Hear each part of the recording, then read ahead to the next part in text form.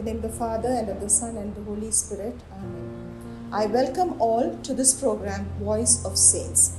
Today, our Holy Catholic Church celebrate the feast of Saint Euphrasia Pelletier. On May 2nd, 1940, Pope Pius XII raised to the ultimate honors of the altar a most remarkable woman, Mother Mary Euphrasia Pelletier. As the solemn Te Deum swelled in gladness through the Vatican Basilica, its joyous strains were echoed and re-echoed in the quiet chapels found in virtually all the large cities of the world. Almost 100,000 women and girls and over 10,000 white-robed sisters in 350 homes of charity rejoiced with their mother, the new saint. For Saint Mary Euphrasia Pelletier is the foundress and first general superior of the large congregation of Our Lady of Charity of the Good Shepherd of Angers, and one of the greatest sociologists of the ages. Rose Virginia Pelletier was born of pious parents on July 31st, 1796 on the island of Noirmoutiers during the terrible period of the French Revolution. So it was that her life began as a daughter of the suffering faith of her beloved France. Because of the suppression and the expulsion of religious orders, the education of the little girl had to be undertaken by her busy mother. At her knees, Rose Virginia learned of God and His service. In 1814, she entered the Order of Our Lady of Charity of the Refuge at Tours.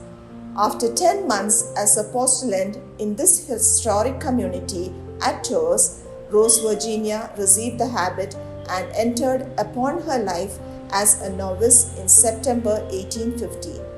For 2 years, she remained in the novitiate, being formed to the religious life, studying and absorbing the history and work of her order.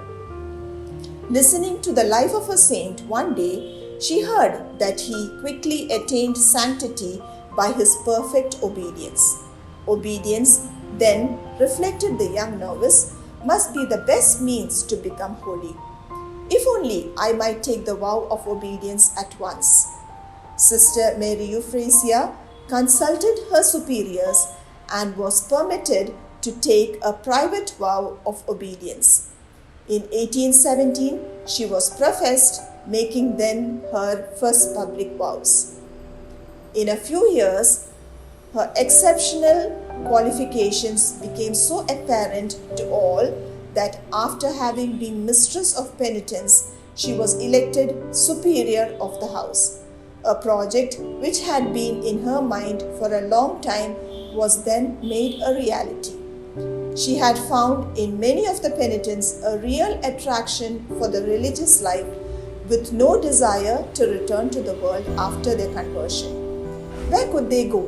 It was very difficult, virtually impossible, to find a congregation suitable for them or willing to accept them. So Mother Euphrasia inaugurated a community called the Magdalene Sisters. She adapted the rule of Saint Teresa, drew up a set of constitutions, and erected the first community of Magdalenes in the house of Tours.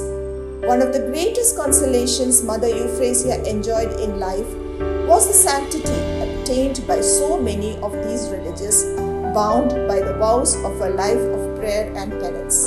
During the 30 years she was Superior General, Mother Euphrasia set out her sisters from their mother house at Angers to found 110 houses in every land beneath the sun. Sisters, inflamed with her own zeal, trained at her own hands. She died at Angers in her 72nd year, having welcomed death with the faith and serenity which marked her entire life. Reflection. It had been well said that of all great hearts, the greatest is the heart of a saint. On behalf of St. Fans Association, I wish all a happy feast of Saint Mary Euphrasia.